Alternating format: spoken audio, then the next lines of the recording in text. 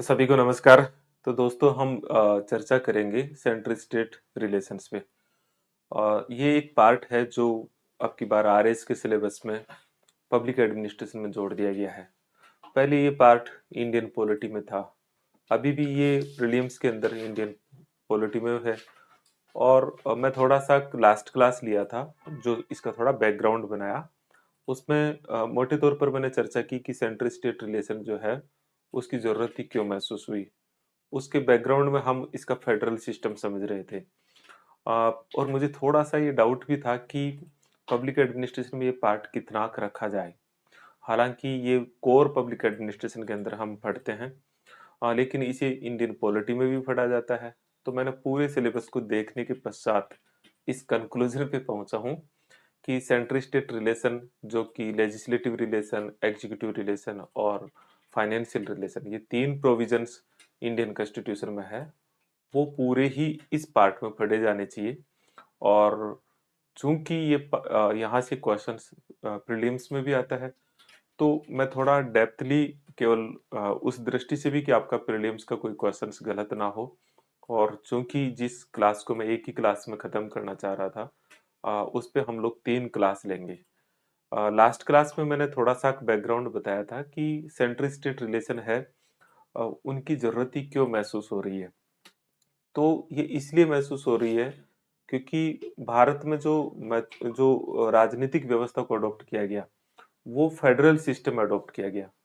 Federal system क्या होती है? फेडरल सिस्टम वो होता है जिसमें सेंटर और स्टेट नामक टू टायर्ड, स्टेट का नाम कुछ भी हो सकता है, लेकिन जहाँ टू टायर्ड गवर्नमेंट होती है, जहाँ दो स्तरों की सरकार होती है। लेकिन हमने जैसे थोड़ा सा डेप्थ में देखते हैं और इस टॉपिक को जब हम फेडरल सिस्टम में पढ़ते हैं, तब हम इस बात को जानते हैं कि हमारा जो फेडरल सिस्टम है वो अमेरिकन मॉडल पर आधारित नहीं है। अमेरिकन मॉडल क्या है? अमेरिकन मॉडल इंटीग्रेशन के माध्यम से फेडरल सिस्टम बना हुआ है। तो हमारा मॉडल क्या है? हमारा मॉडल कनाडा मॉडल है, जो डिसइंटीग्रेशन या विभेदीकरण के आधार पर बना है। डिसइंटीग्रेशन या इंटीग्रेशन क्या होता है? इंटीग्रेशन वो मेथोडोलॉजी या वो प्रोसेस होता है फेडरल सिस्टम के बनने में, जहाँ छोटी छोटी इकाइयां समझौता करती है। इस प्रकार के मैकेनिज्म में जो सब यूनिट होती है, जैसे स्टेट होता है, वो पावरफुल होता है, रिजिडुअल पावर भी उसके पास होती है। और उसका अपना एक सेपरेट से कॉन्स्टिट्यूशन होता है, सेपरेट से जुडिशरी होती है, सेपरेट से सिटीजनशिप होती है। लेकिन जो डिसइंटीग्रेशन के द्वारा बनता है, जैसे कनाडा है, जैसे भारत है, उसमें सेंटर मजबूत रखा जाता है और स्टेट को एडमिनिस्ट्रेटिव फैसिलिटी के तौर पर ज्यादा देखते हैं। हालांकि भारत में इतना भी नहीं है, भारत में राज्यों की स्वायत्तता का पर्याप्त ध्यान रखा गया है। उसके बावजूद भी केंद्र को मजबूत स्थिति में रखा है। यही वजह है कि संविधान के अनुच्छेद 1 में जब लिखा जा रहा था कि भारत का राजनीतिक स्वरूप कैसे हो, तो उसमें लिखा कि India that is Bharat shall be union of state. और इस पूरे परिप्रेक्ष्य में हम अलग अलग संदर्भों में देखते हैं कि एक मजबूत संघ वाला, एक मजबूत केंद्र वाला जो है संघीय व्यवस्था को हमने अडॉप्ट किया है। अब चूंकि हमारा मूल्यांकन पूरा इसी परिप्रेक्ष्य में होना चाहिए, जनरली हम फेडरल सिस्टम के परिप्रेक्ष्य में अगर हम मूल्यांकन करेंगे या उस सांचे से अगर हम देखेंगे, तो भारतीय व्यवस्था में हम फिर बहुत सारी खामियां या कमजोरियां देखने लग जाते हैं। जो उसकी क्रिटिक्स भी होती है वो इसी दृष्टिकोण के आधार पे होती है। तो जब भी आप इस टॉपिक को पढ़ रहे हैं, जैसे आज हम फर्स्ट क्लास में हम इसका विधायी संबंधों का अध्ययन करेंगे, तो हम इस परिप्रेक्ष्य में देखेंगे कि भाई मजबूत केंद्र बनाना ही संविधान निर्माताओं का उद्देश्य था, तो उन्होंने इस तरह से बनाया। अब उसमें राज्यों की आपत्तियां आती है, तो उस परिप्रेक्ष्य में हम लोग इसको देखेंगे तो एक सही समझ का निर्माण कर पाएंगे।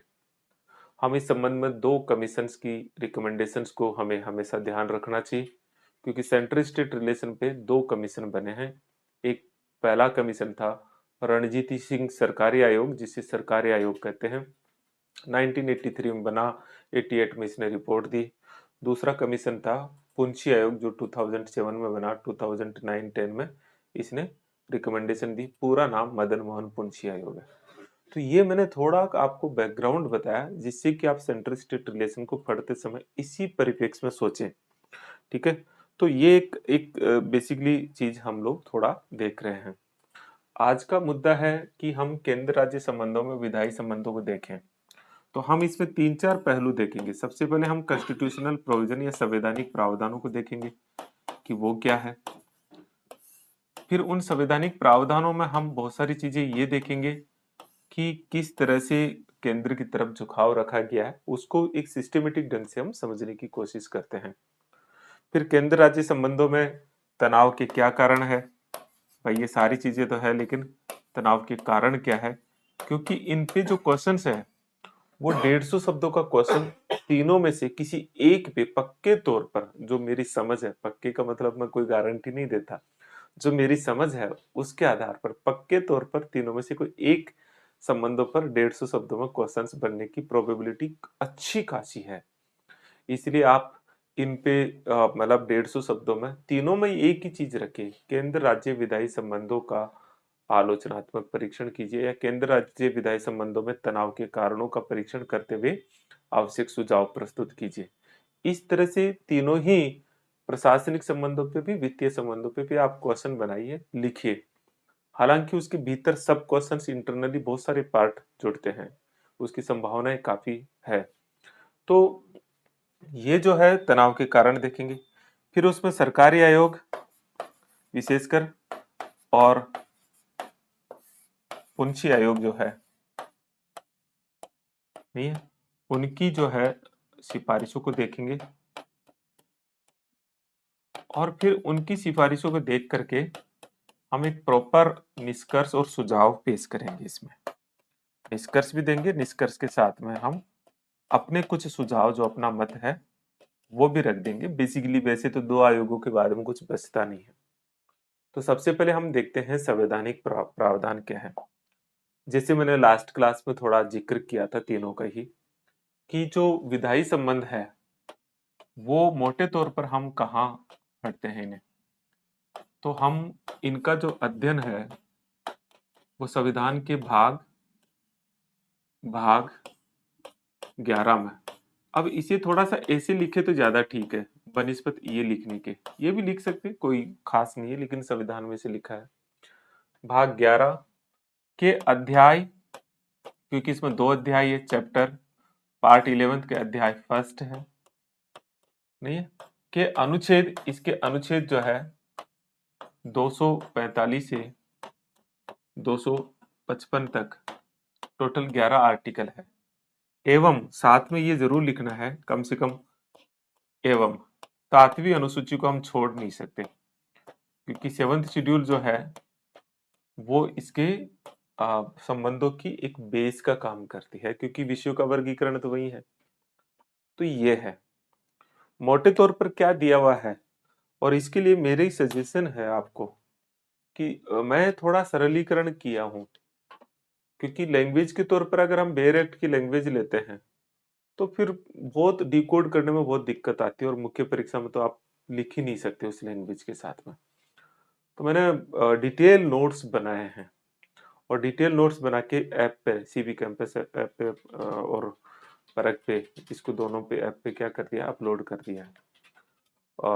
तो ये जो डिटेल नोट्स है ना, अ, और मैं और भी जो जहाँ भी है उन नोट्सों को मैं कोशिश कर रहा हूँ, थोड़े दिनों में तो बुक फॉर्मेट में ये आ ही जाएंगे। तो इन नोट्सों को बनाने में समय भी खूब लग रहा है। सच्चाई यह है कि आपकी क्लास से कम से कम 4 गुना समय लगता है, क्योंकि जब आप नोट्स बनाते हो तो आपने देखा होगा कि जितने भी आजकल इंस्टीट्यूट चलते हैं वो कंटेंट क्रिएटर बनाते हैं, मतलब मैटर को इधर उधर जोड़ के। मुझे, मैं खुद लिखता हूँ इन्हें, मेरी भाषा में लिखता हूँ, तो उसकी एक अपनी ही वो रहती है, मेहनत खूब होती है। हालांकि उसमें ये बहुत है कि फिर मैं किसी दूसरे का जब पढ़ता भी हूँ, कई मैटर मैंने लिया भी है, अभी जो अपलोड है उनको मैं चेंज करूंगा, तो वो मुझे मतलब मन को ही अच्छा नहीं लग रहा होता है। हो सकता है आप लोगों को अच्छा लगे, मुझे नहीं लगता।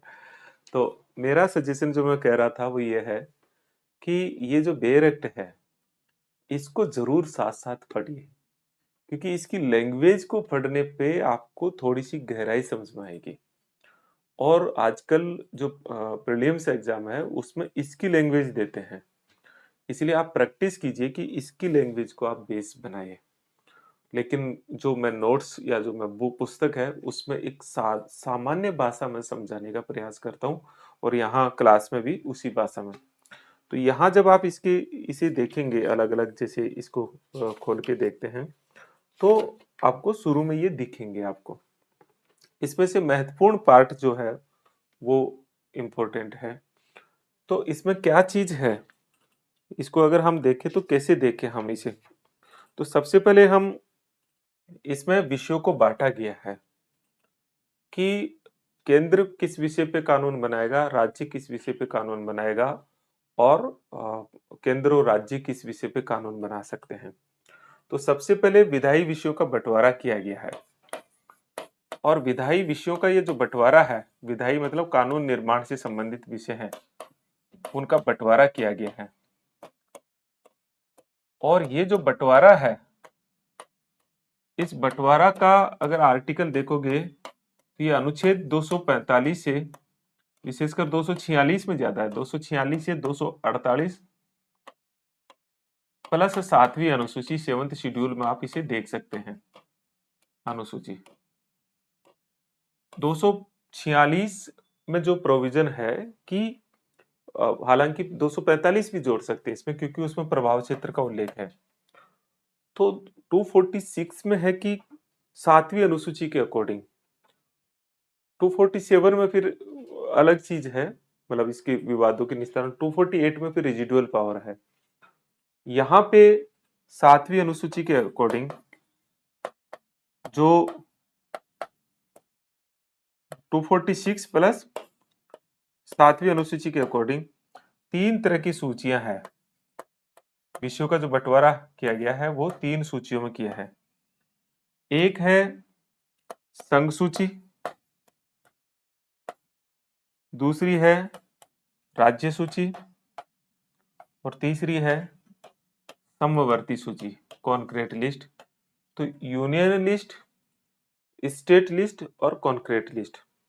मूल संविधान जो था, जो ओरिजिनल संविधान जब बना था, तो संघ सूची में 1970 97 विषय थे, 97 विषय थे।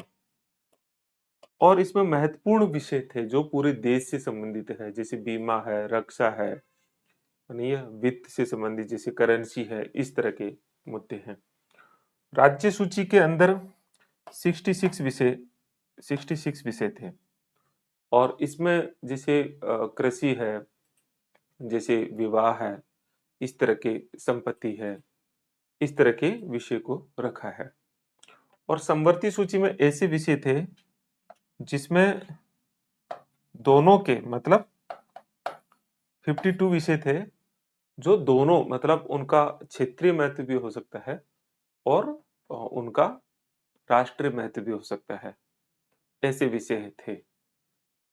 लेकिन बाद में मतलब एक घटनाक्रम होता है, और वो घटनाक्रम ये होता है कि 42वां संविधान संशोधन द्वारा 42 कॉन्स्टिट्यूशनल अमेंडमेंट एक्ट 1976 द्वारा इससे 5 विषय हटा करके, सॉरी, समवर्ती राज्य सूची से 5 विषय हटा करके समवर्ती सूची में जोड़ दिए गए।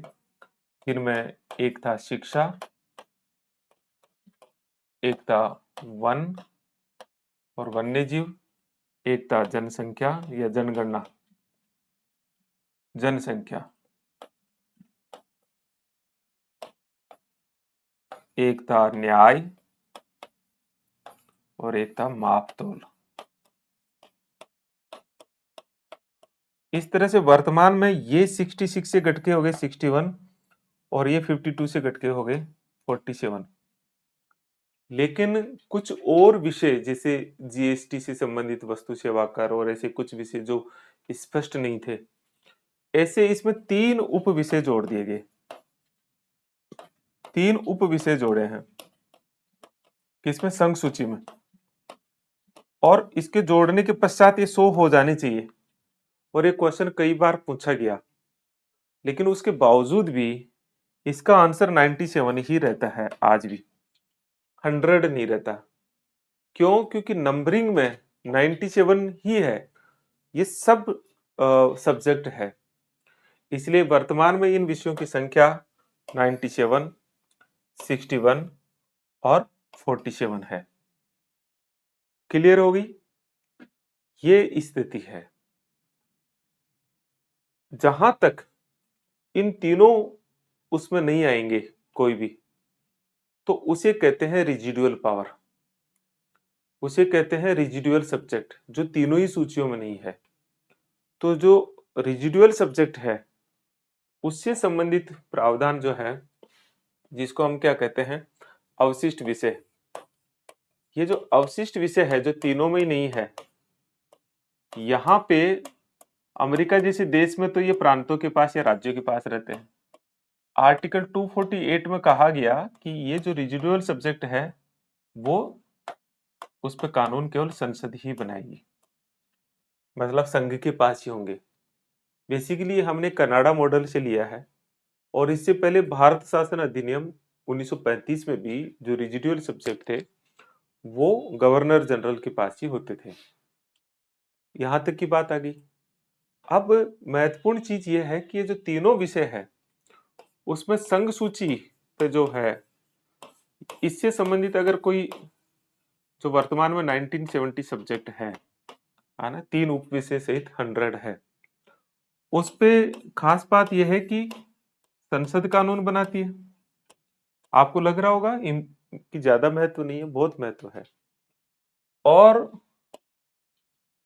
राज्य सूची है, उस पे जो है अभी 61 है, उस पे जो है कानून बनाती है राज्य विधानमंडल। विधानसभा नहीं लिखेंगे हम, विधानमंडल शब्द लिखेंगे, ये शब्द की टेक्निकलिटी को थोड़ा सा देखना नहीं है। State legislature. और जो समवर्ती सूची है, जो समवर्ती सूची है, इस पे कानून बनाने का जो अधिकार है नहीं है। शायद मैंने पिछली स्लाइड में यहाँ पे मैंने गलती की है, एक बार ठीक कर देते हैं। ठीक है, यहाँ पहले 47 थे, पहले मूल में 47 थे जो अभी बढ़ के 52 हो गए हैं। ठीक है ना, तो कभी कभी रहता है इससे। ठीक है, तो आ, ये हम ठीक कर लेते हैं। तो ये जो समवर्ती कॉन्क्रीट लिस्ट है, इस पे दोनों कानून बना सकते हैं। ठीक है, कोई बात नहीं, ये मोटी मोटी चीजें आपको पता है। इंपॉर्टेंट चीज क्या है? इंपॉर्टेंट चीज है कि संसद अगर कोई कानून बनाएगी तो उसका प्रभाव संपूर्ण भारत का क्षेत्र हो सकता है। ठीक है, कुछ राज्य या कुछ भी क्षेत्र भी हो सकता है, मतलब जो वो डिसाइड करे। और भारत के बाहर भी हो सकता है, मतलब अगर ये नहीं कह सकते हैं कि कोई भारत का नागरिक विदेशों में रहने लग गया तो उस पर प्रभाव नहीं होगा, वो तीनों जगह होगा। लेकिन राज्य विधानमंडल जो है, इसका प्रभाव केवल राज्य परिक्षेत्र में लागू होगा। और इसमें नागरिक भी नहीं हो सकता कि मेरा नागरिक है तो दूसरी जगह जाते नहीं। जैसे आप बाउंड्री क्रॉस करेंगे फिर ये लागू नहीं होगा। तो एक तो प्रभाव किसका कितना होगा, ये इंपॉर्टेंट बात है, पहली चीज। दूसरी चीज ये है कि जैसे समवर्ती सूची है, ठीक है, तो समवर्ती सूची पे दोनों कानून बना सकते हैं। लेकिन अगर समवर्ती सूची पर संसद कानून बनाती है तो उसका प्रभाव पूरा देश या देश का कोई एक भाग हो सकता है।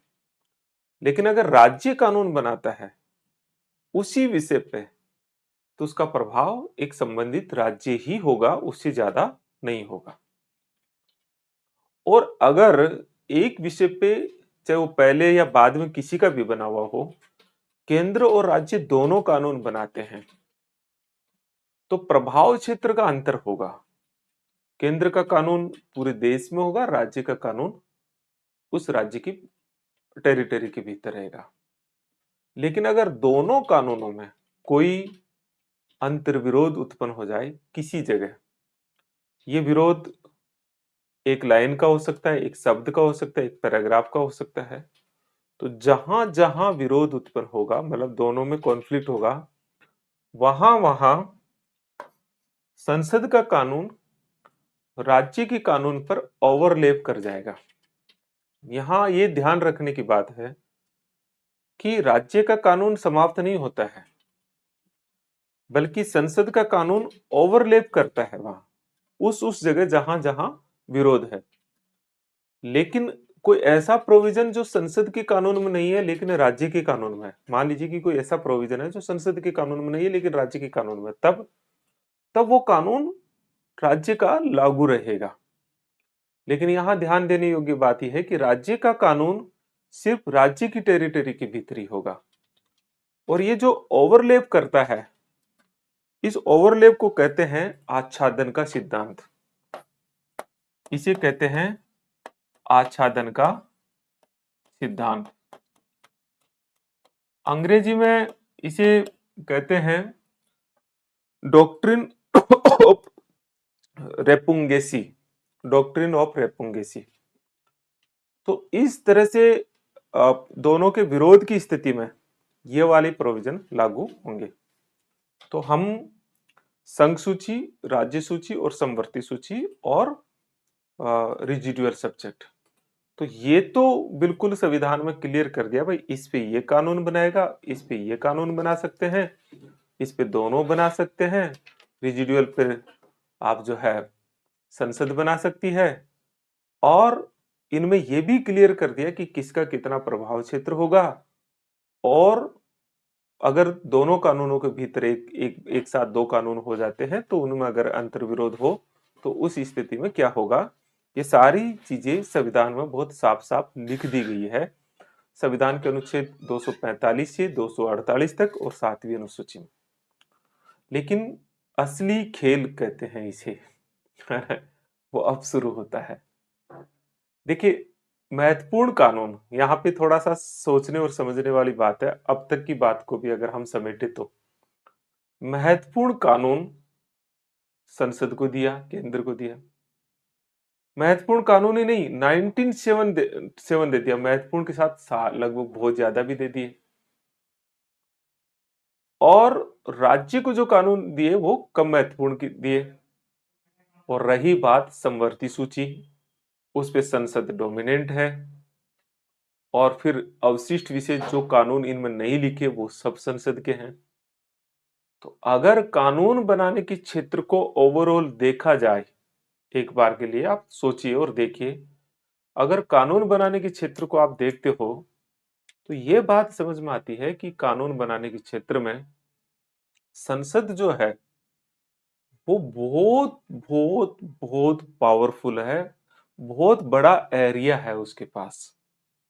अगर आज के परिप्रेक्ष्य में मैं मेरी दृष्टि से देखूं तो कानून बनाने के अलग अलग विषयों के अंदर राज्य सिर्फ 1/4 ही स्टैंड कर रहा है, क्योंकि 97 100 ही मान लो, 52 150 तो वैसे ही हो गया, और ये 61 पे टिका हुआ, और रेजिडुअल सब्जेक्ट, तो राज्यों की स्थिति 20% के आसपास ही टिकती है। तो एक तो बड़ा यह है कि राज्यों को कानून बनाने का जो क्षेत्र मिला है वो बहुत ही छोटा मिला है। ये बात हमारे एक समझ में आनी चाहिए कि क्या स्थिति है। जब हम इस बात को समझ लेते हैं तो अब की स्थिति से ऐसे लग रहा है कि संसद या केंद्र बहुत मजबूत है, लेकिन बेचारे राज्य के साथ जो किया गया है वो अब देखने वाली बात है।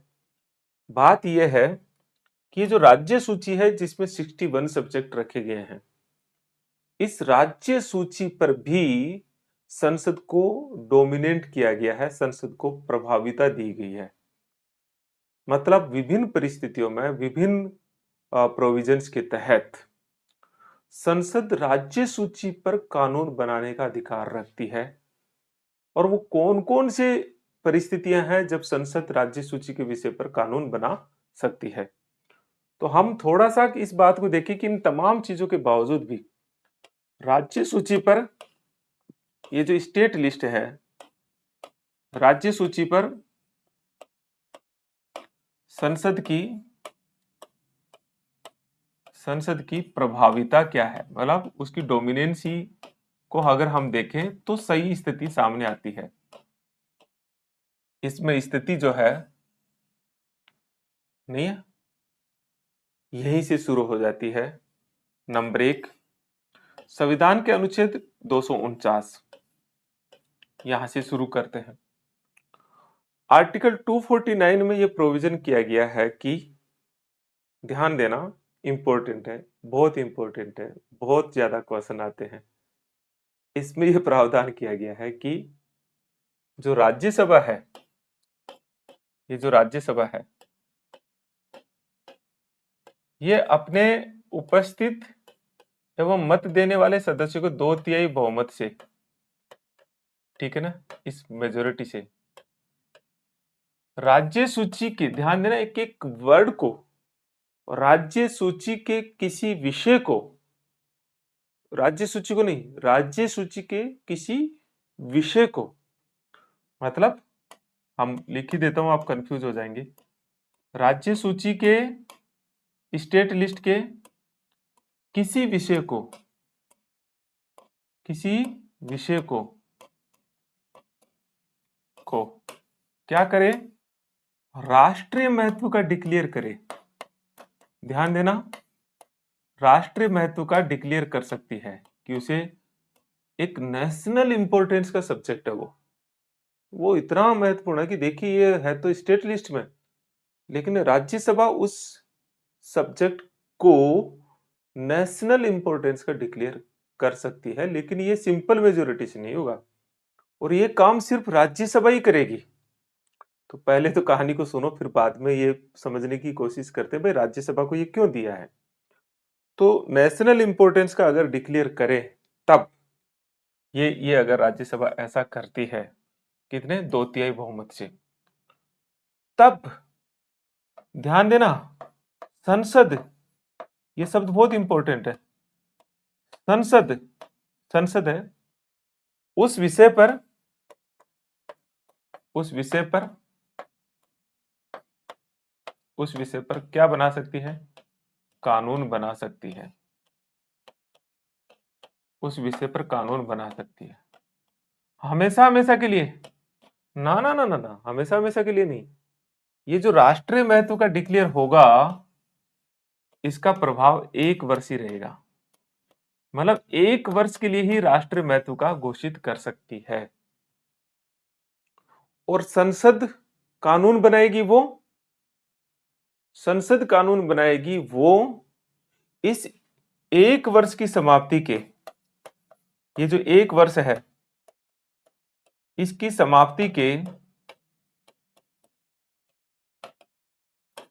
6 माह तक इसका प्रभाव रहेगा। उसके पश्चात ऑटोमेटिक ये क्या हो जाएगा, खत्म हो जाएगा, ऑटोमेटिक ही खत्म हो जाएगा।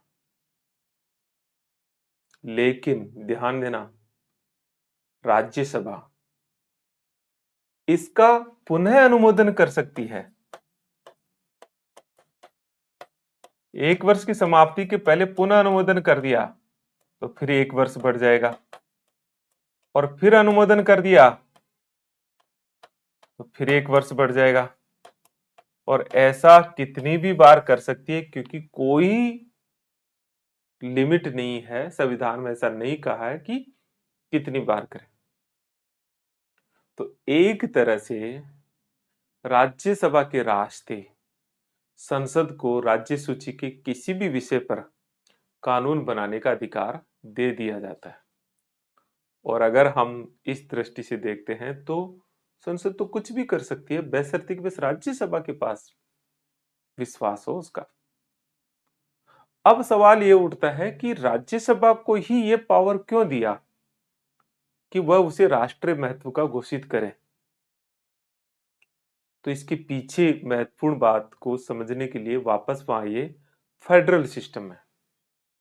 फेडरल सिस्टम की 7 विशेषताएं जो मैं बताता हूं, उनमें से एक आखिरी विशेषता है बाई कैमरलिज्म सिस्टम, और उसमें है कि उच्च सदन में राज्यों का या निचली स्तर की सरकार का क्या होना चाहिए, प्रतिनिधित्व होना चाहिए, जिससे कि वो प्रोटेक्ट कर पाए।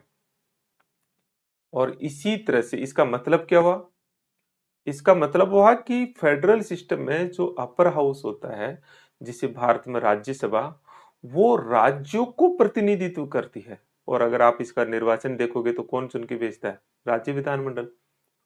और राज्यसभा को राज्यों के हितों का प्रोटेक्टर माना गया है भी। हालांकि व्यवहार में चीजें अलग है, व्यवहार में तो जो हाईकमान या गवर्नमेंट जिधर कहती है उधर ही वोटिंग होती है, लेकिन एक तरह से वो राज्य के हितों का प्रोटेक्टर मानी गई है थ्योरेटिकली।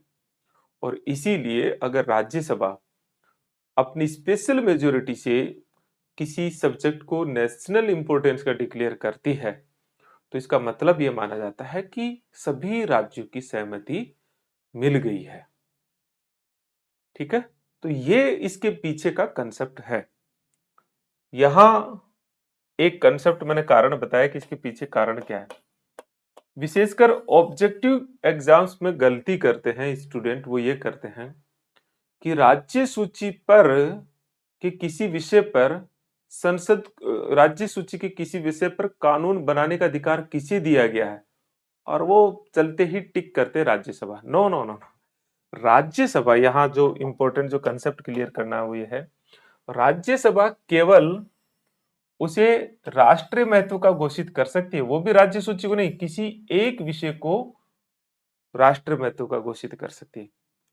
कानून बनाने का अधिकार अभी भी ये किसके पास होता है, संसद को। तो आप टिक किसे करेंगे, संसद को।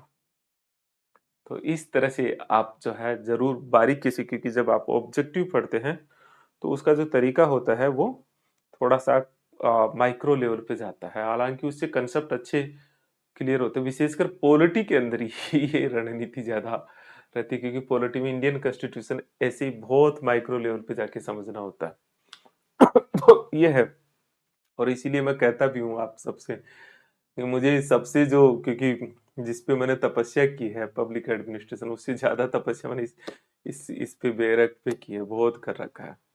तो इसमें मैं एक नेचुरली बहुत बारीक बारीक चीजें जो है आपको, जो अलग अलग जगह उस दौर में पड़ी हुई थी, वो आज भी ऐसे जैसे मैं देखता हूँ तो मस्तिष्क पटल पे आती है, ऐसे बाहर निकल के आती है सारी की सारी। ओके, तो मैंने आर्टिकल 249 को डिस्कस किया। हम थोड़ा सा जो देखेंगे वो अब देखेंगे आर्टिकल अनुच्छेद 250। अनुच्छेद 250 को समझते हैं। अनुच्छेद 250 ये कहता है कि अगर देश के किसी भी भाग में अगर इमरजेंसी प्रोक्लेम, आपात उद्घोषणा हो रखी है अनुच्छेद 352 के तहत, जिसे हम सामान्य शब्दों में राष्ट्रीय आपातकाल कह देते हैं, हालांकि ये शब्द प्रयोग नहीं किया है। अगर कहीं भी किसी भी जगह अगर अनुच्छेद 352 के तहत 352 के तहत आपात उद्घोषणा हो रखी है, आपात उद्घोषणा हो रखी है, ध्यान दीजिए इंपॉर्टेंट चीजें, किसी भी भाग में, क्योंकि आपात उद्घोषणा का मतलब यह नहीं है कि वो पूरे देश में ही हो, किसी भी भाग में हो रखी हो, तो उस परिस्थिति में संसद के पास राज्य सूची के किसी विषय पर कानून बनाने का अधिकार प्राप्त हो जाता है ऑटोमेटिकली। यही करना है, फिर कहीं भी बना सकती है। मतलब इस परिस्थिति के भीतर संसद जो है, संसद जो है राज्य सूची पर कानून निर्माण कर सकती है। ध्यान देने वाली है किसी भी विषय पर, यहां ये कोई नहीं है, किसी भी, ये पूरी राज्य सूची मिल गई, विषय पर कानून निर्माण कर सकती है। ओके जी, कोई बात नहीं। यहां कुछ कुछ गंभीर बातें समझनी है, और पहले वाले में भी। जैसे पहले मैं वापस इधर आता हूं, जो अनुच्छेद 249 वाली कहानी पढ़ी कि संसद ने किसी विषय पर आप सोचिए, राज्यसभा ने किसी विषय को राष्ट्रीय महत्व का घोषित कर दिया, मान लीजिए कर दिया, और संसद ने उस पे कानून बना दिया। लेकिन किसी राज्य में पहले से उस विषय पर कानून बना हुआ है, तो उसका क्या होगा? पहले से बना हुआ तो उसका क्या होगा? खत्म हो जाएगा? No no no no no. Exactly इस परिस्थिति के भीतर यह समझना है कि जो राज्य सूची का विषय, उस विषय का व्यवहार है, वो समवर्ती सूची की तरह हो जाएगा। मतलब ये कि दोनों कानून अस्तित्व में रहेंगे, और जो अगर कहीं विरोध हुआ तो वहां आच्छादन का नियम लागू हो जाएगा, और अगर विरोध नहीं है तो दोनों रहे, कोई फर्क नहीं पड़ता। अच्छा, इसका मतलब यह है कि कोई कानून पहले से बना हुआ है तो उस पर कोई फर्क नहीं पड़ता। तो सवाल ये उठता है, तो मान लीजिए कि किसी विषय को राष्ट्र महत्व का घोषित कर दिया, तो क्या अब उस विषय पर राज्य कानून नहीं बना सकते या बना सकते हैं? अब जवाब शायद आप सोच रहे होंगे कि नहीं, ना ना ना ना, उस विषय पर अब भी राज्य कानून बना सकते हैं, बशर्ते कि वो कानून संसद के कानून का विरोध ना करे। अतिरिक्त प्रावधान करना हो तो कर लीजिए, और अगर कहीं विरोध की बात आ भी गई तो वहां पे आच्छादन का नियम लागू हो जाएगा। यही सेम बात, यही बात अनुच्छेद 250 के तहत राज्य सूची के किसी विषय पर अगर संसद कानून बनाती है, अगर देश के किसी विषय, किसी क्षेत्र में या पूरे देश में राष्ट्रीय आपातकाल लगा हुआ है, तब भी यही बात लागू होगी। मतलब राज्य का पूर्व का कानून निरस्त नहीं होगा, और राज्य की कानून निर्माण की शक्ति भी कम नहीं होगी। बस इतना है कि संसद जो है उसको भी कानून निर्माण का अधिकार प्राप्त हो जाता है, और अगर संसद के कानून से विरोध है तो वहां आच्छादन का नियम लागू हो जाता है। मतलब ऐसी परिस्थिति में संसद और राज्य विधानमंडल दोनों ही कानून बनाने के लिए स्वतंत्र है, बस अतिरिक्त अधिकार संसद को प्राप्त हो गया। सरल शब्दों में कहो तो अनुच्छेद 249 और अनुच्छेद 250, इन दोनों ही स्थितियों के भीतर जो विशेष परिस्थिति में राज्य सूची का व्यवहार समवर्ती सूची की तरह हो जाता है। और ऐसा ही अगर हम देखते हैं, एक चीज और भी इसमें देखें पहले, कि इस कानून का प्रभाव, जो ये कानून बना उसका प्रभाव, मान लीजिए कि आपातकाल समाप्त हो गया, अब समाप्त होते ही इस कानून का प्रभाव खत्म हो जाएगा? ना ना ना, 6 माह तक रहेगा। 6 माह के बाद ही ऑटोमेटिक ही समाप्त हो जाएगा। अब ये आता है कि अनुच्छेद 253 को समझते हैं कि कोई अंतरराष्ट्रीय करार है, कोई भी इंटरनेशनल ट्रीटी है, करार है, कॉन्ट्रैक्ट है, संधि है या समझौता है, मान लीजिए, और उसको पूरा करने की बाध्यता है, तो उसको पूरा करने के लिए भी अगर कोई राज्य सूची का विषय आ रहा है तो संसद कानून निर्माण कर सकती है ऐसी परिस्थिति में। और इस सिचुएशन में भी वही बात लागू होगी जो मैं अभी पहले कहा, मतलब राज्य का अधिकार खत्म नहीं हो रहा, बस जो ओवरलैपिंग है वो वाली बात यहां भी लागू होगी। तो तीनों ही परिस्थितियों में सेम चीज है। इसके अतिरिक्त अगर हम विधायी संबंधों को देखते हैं, इसके अतिरिक्त भी, तो फिर हम थोड़ा इससे बाहर जाते हैं, मतलब संविधान के भाग 11 से बाहर निकलते हैं और कुछ और चीजों को देखते हैं। जैसे जैसे अनुच्छेद 356 और इसके साथ ही 357 को भी देख लें, विशेषकर 356, 357 और 365 भी है। उसको न लिखे तो भी कोई फर्क नहीं पड़ता, लेकिन वो भी है। तो अनुच्छेद 356 को अगर हम देखते हैं, 356 को देखते हैं, तो उसमें राज्य आपातकाल, जिसे हम सामान्य शब्दों में राष्ट्रपति शासन कहते हैं, अगर किसी राज्य में अनुच्छेद 356 या 365 के तहत प्रेसिडेंट रूल्स लागू हो जाए, जिसे हम स्टेट इमरजेंसी भी कहते हैं, तो ऐसी परिस्थिति में संसद को उस राज्य में, ध्यान देने योग्य बात है, बहुत बहुत बारीक बारीक चीजें, संसद को उस राज्य के लिए राज्य सूची पर कानून निर्माण का अधिकार प्राप्त हो जाता है।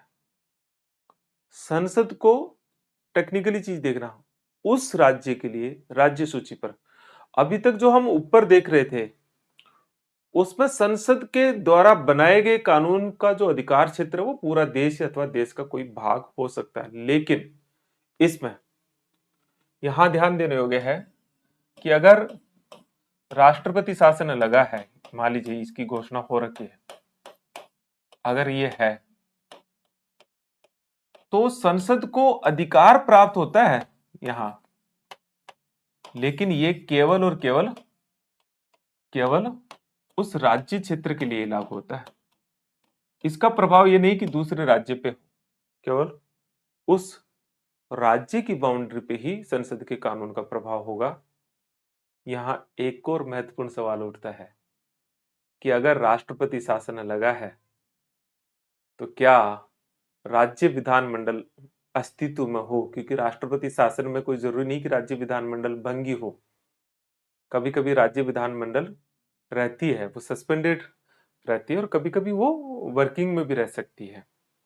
तो अगर राज्य विधानमंडल वर्किंग में है, मान लीजिए सरकार सस्पेंड है लेकिन राज्य विधानमंडल वर्किंग में है, तो ऐसी परिस्थिति में क्या वो कानून बना सकती है? तो जवाब यस, बना सकती है। हालांकि सामान्यतः उसे सस्पेंड कर दिया जाता है और विशेष परिस्थिति में उसको डिजोल्व या भंग कर दिया जाता है। तो ये भी एक पॉइंट है जो समझना चाहिए। थोड़ा अनुच्छेद 252 को देखें तो बहुत ही इंटरेस्टिंग है, मतलब ये तो बहुत इंटरेस्टिंग है। अभी तक जो हम सब कुछ देख रहे थे वो ये देख रहे थे कि संसद राज्य सूची के किसी विषय पर कानून बनाए, वो थोड़ा अटपटा लग रहा था। लेकिन क्या राज्य भी आग्रह कर सकते हैं क्या कि भाई हमारे लिए संसद महोदया जी आप कानून बना दीजिए? उल्टा उल्टा हो सकता है क्या? तो जवाब है यस, हो सकता है। अनुच्छेद 252 में प्रोविजन है। तो ये क्या है? इसके लिए एक शर्त है कि कम से कम दो राज्य सहमत हो, दो राज्य की विधानमंडलों से एक संकल्प पारित हो कि हमारे लिए, दोनों राज्यों के लिए संसद एक कॉमन कानून बना दे, या उससे ज्यादा राज्य हो तो फिर संसद उन दो या दो से ज्यादा राज्य जिनकी विधानमंडलों ने ऐसा संकल्प पारित कर दिया है उसके लिए कानून बना सकती है। मैटर समझ में आ रहा है? और उसका प्रभाव वो जो विधानसभा या विधानमंडलों ने संकल्प पारित करके आग्रह किया था उन तक होगा। अब मान लीजिए कि दो राज्य ने सोचा कि हम बना लेते हैं, संसद ने उनके लिए कानून बना दिया। हम थोड़ा और इमेजिनेशन करते हैं इसमें। अब कल्पना कीजिए कि कोई तीसरा राज्य को ये लगता है भाई ये संसद का ये कानून ठीक है, अब हम कौन करेगा जी, ये कानून बढ़िया है, ये दो राज्य का है, हमारे यहाँ भी ये लागू हो जाए। तो क्या तीसरा राज्य भी उस कानून को अपने यहाँ लागू कर सकता है? उसके लिए क्या होगा? तो इसके लिए बहुत सिंपल प्रोविजन रखा हुआ, और प्रोविजन ये है कि तीसरा राज्य भी, मतलब कोई अन्य राज्य भी, अपनी विधानसभा से संकल्प पारित करके उस कानून का को अपने यहाँ लागू कर सकता है। मतलब उसमें करना कुछ नहीं है, उस राज्य को अपनी विधानसभा में एक संकल्प पारित करना है कि हमें भी संसद का ये कानून चाहिए जो बना हुआ है। तो बस जैसे ही वो संकल्प पारित करेंगे कानून का प्रभाव 2 से तीसरे राज्य तक विस्तार हो जाएगा, या 5 राज्यों में है तो छठे राज्य तक विस्तार हो जाएगा। तो ये है कि राज्यों की तरफ से भी आग्रह किया जा सकता है और इसका प्रोविजन संविधान के अनुच्छेद 252 में है। अब एक अन्य तरह से भी सोचा जा सकता है इसे, कि क्या कोई राज्य, जैसे 3 राज्य हैं या 5 राज्य हैं जी, 5 राज्य हैं जिन पे लागू है। अब किसी राज्य को ये लगता है कि नहीं जी, मैं मेरे तो ये कानून ठीक नहीं जी, मैं नहीं चाहता, आपके को रखो अपने पास।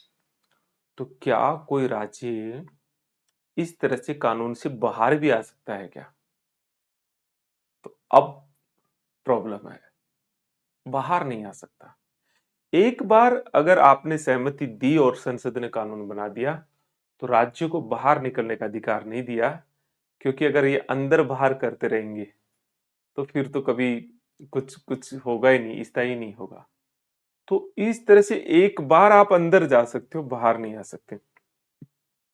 एक और स्थिति है जिसपे कभी कभी क्वेश्चन बनता है कि कोई राज्य है जिसका जो कानून बनाना चाह रहा है, जो संसद का कानून बना हुआ है, जिसे चाहे वो समवर्ती सूची हो, चाहे अनुच्छेद 249 के तहत किसी संसद ने कानून बनाया हो किसी विषय पे, या अनुच्छेद 250 में हमने देखा उसके तहत ऐसा किया गया हो।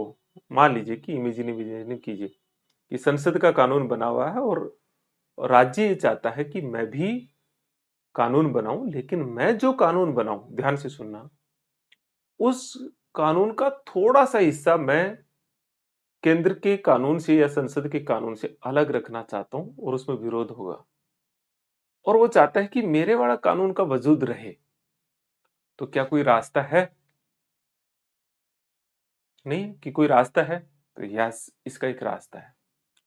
अगर राज्य, ध्यान देना, अगर राज्य किसी राज्य सूची पर बनाए जा रहे कानून पर राष्ट्रपति से पूर्व अनुमति ले ले पहले से, और फिर अगर वो कानून बनाए, या किसी कानून को राष्ट्रपति की अनुमति के लिए आरक्षित रख लिया जो संसद के बनाए कानून पर ही है, और राष्ट्रपति ने बाद में उसमें उसमें अनुमति दे दी, एक तरह से राष्ट्रपति की अनुमति प्राप्त हो जाए राज्य के किसी कानून को जो राज्य विधानमंडल से पास हुआ, तब ध्यान देने वाली बात है, तब संसद के कानून के विरोध के होते हुए भी उस राज्य की टेरिटरी के भीतर राज्य का कानून एग्जिस्ट करेगा, मतलब वो नल एंड वॉइड नहीं होगा। इसका मतलब है कि आच्छादन का नियम लागू तो होता है, लेकिन अगर राष्ट्रपति की अनुमति मिल जाए तो आच्छादन का नियम लागू नहीं होता। तो इस तरह से हमने इस चीज को, अनुच्छेद 252 को, अनुच्छेद 253 को हमने समझा है, और इसको बारीकी से हमने अलग अलग पहलुओं को देखा है। केंद्र राज्य विधायी संबंधों में 2 आर्टिकल और देखने चाहिए। वो है अनुच्छेद 200 और अनुच्छेद 201।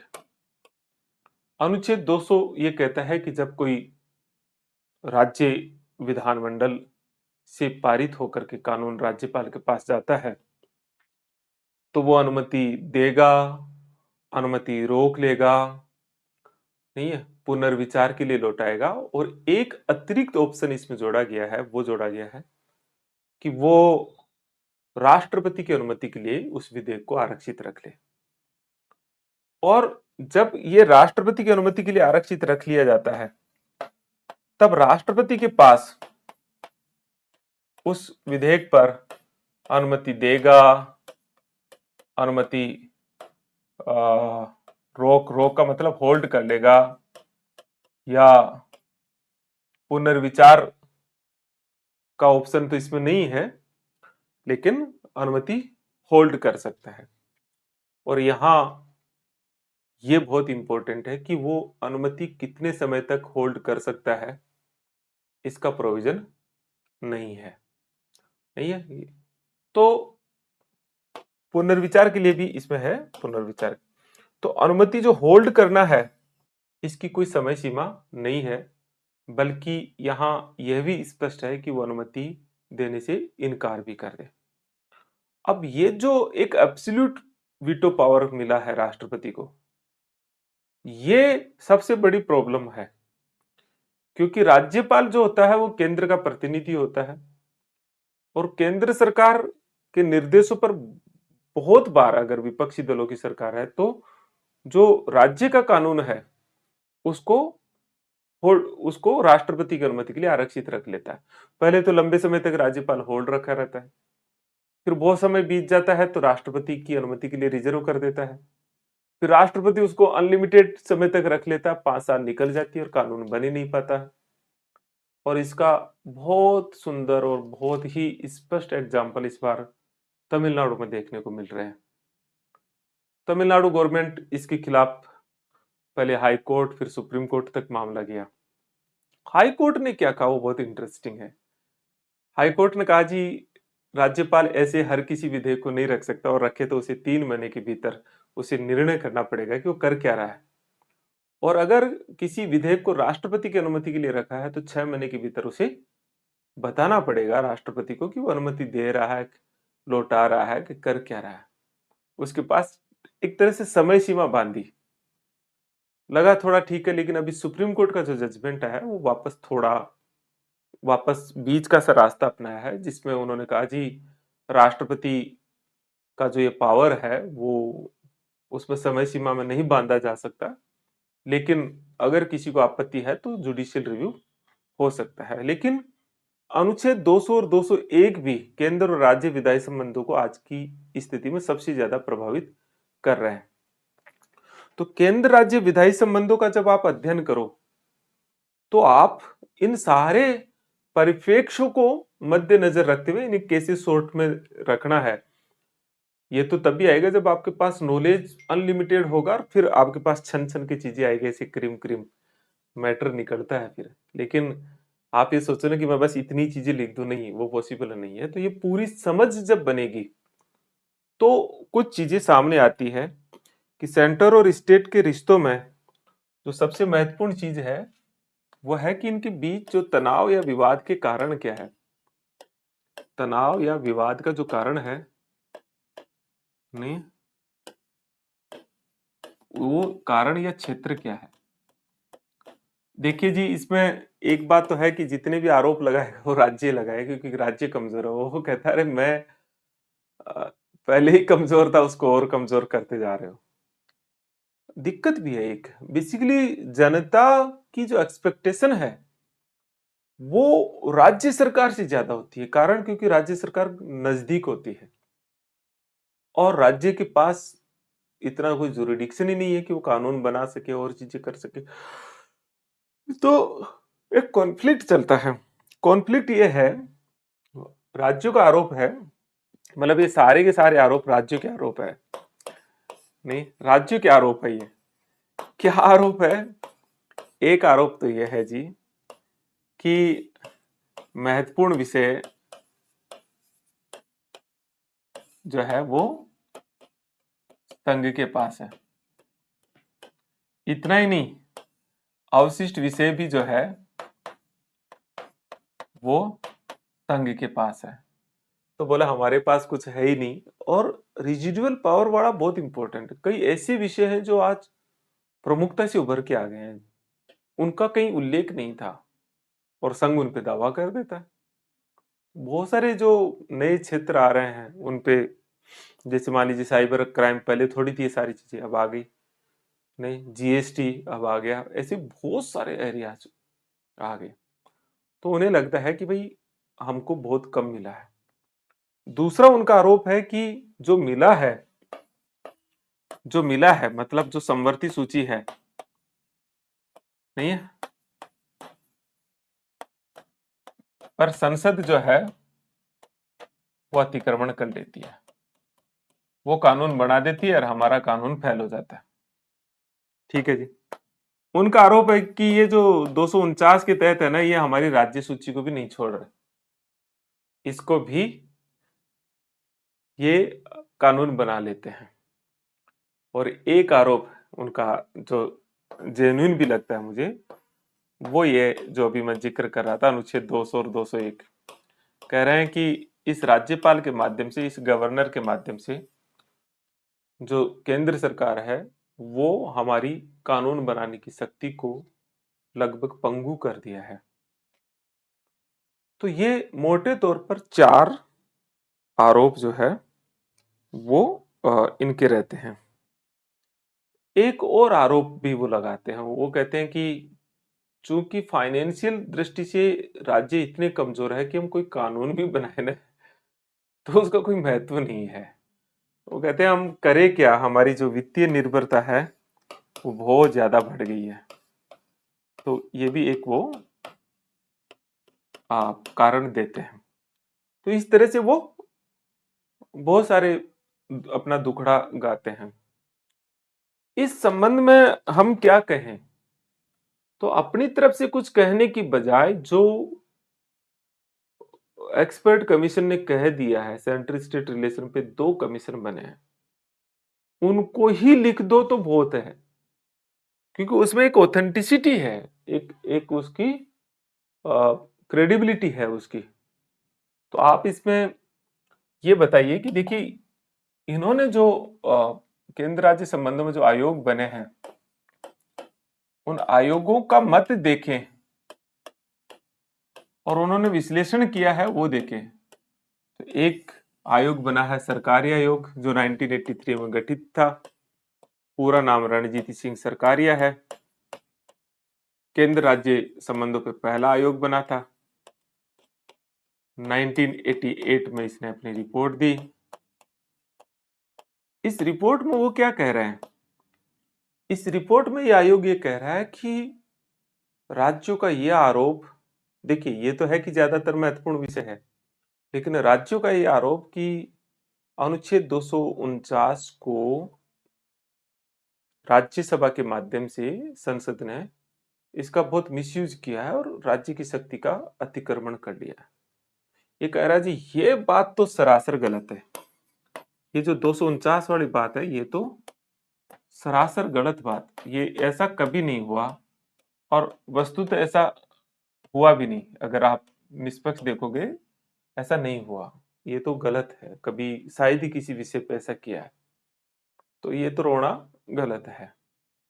जो समवर्ती सूची है उस पे उन्होंने कहा कि ये आरोप जो है ये भी गलत है कि समवर्ती सूची ने संसद का जो है दुरुपयोग किया और वो ज्यादातर कानून बनाती है। उन्होंने कहा यदा कदा ही बनाया, कभी महत्वपूर्ण विषय पे बनाया, और ये भी कहा कि समवर्ती सूची पे कानून बनाते समय राज्यों को कॉन्फिडेंस में भी लेना चाहिए, ये भी वो कहती है। और लेकिन सरकारी आयोग ने एक चीज को माना, वो ये माना कि ये गवर्नर वाला जो मामला है ये सही है और इसका दुरुपयोग हुआ है, और इसके लिए सरकारी आयोग ने कुछ मेजर्स दिए कि क्या कर सकते हैं। उन्होंने कहा जी गवर्नर है ना, इसकी नियुक्ति थोड़ी सी अच्छे से हो, अभी जो सही नहीं है कि एक तो उस राज्य का व्यक्ति गवर्नर ना बने, एक उन्होंने कहा कि कोई राजनीतिक व्यक्ति है वो राज्यपाल ना बने, एक उन्होंने कहा कि कोई अच्छा प्रतिष्ठित व्यक्ति हो जिसका समाज में ऐसे काम, उसको राज्यपाल बना। साथ साथ में वो ये कह रहे हैं कि गवर्नर की जो नियुक्ति है उसमें संबंधित राज्य के मुख्यमंत्री की एडवाइस ले लेनी चाहिए।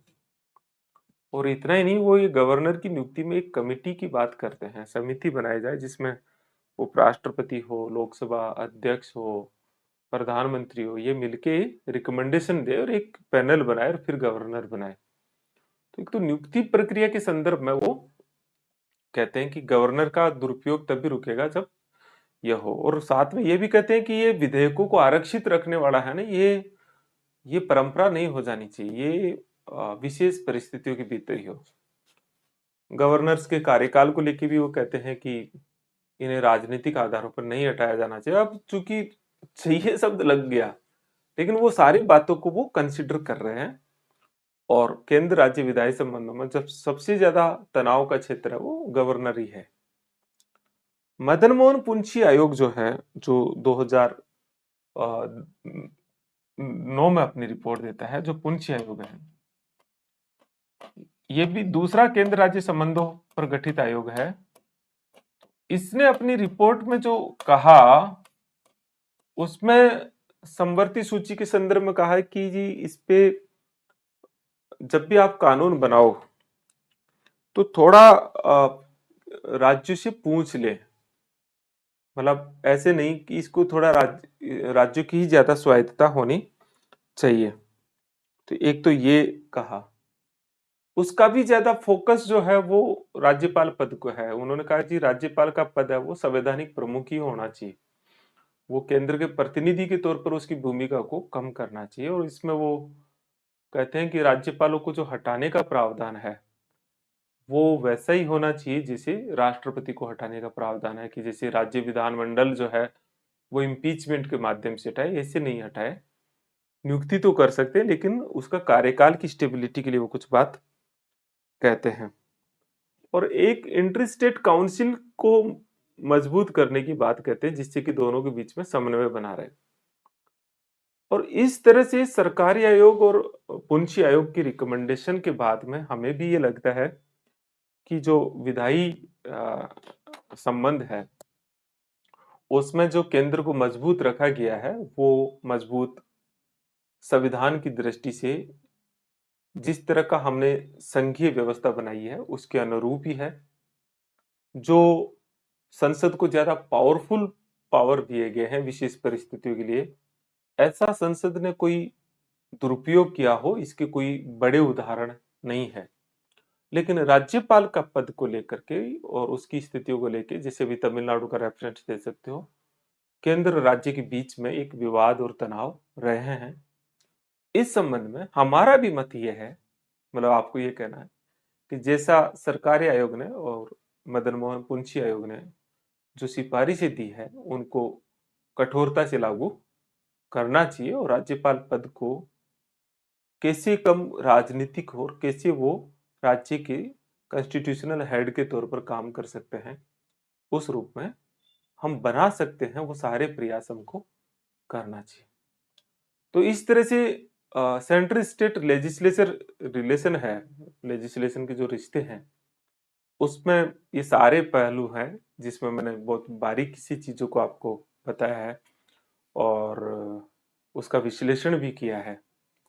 और इस पे एक सवाल का उत्तर आप 150 शब्दों में लिख करके जरूर दें कि केंद्र राज्य विधायी संबंधों के तनाव के कारणों का उल्लेख करते हुए आवश्यक सुझाव प्रस्तुत करें, या केंद्र राज्य विधायी संबंधों का आलोचनात्मक परीक्षण करें, या केंद्र राज्य विधायी संबंधों के संवैधानिक पहलुओं पर प्रकाश डालते हुए तनाव के क्षेत्र एवं उस पर आयोगों की मंशा या दृष्टिकोण को स्पष्ट कीजिए।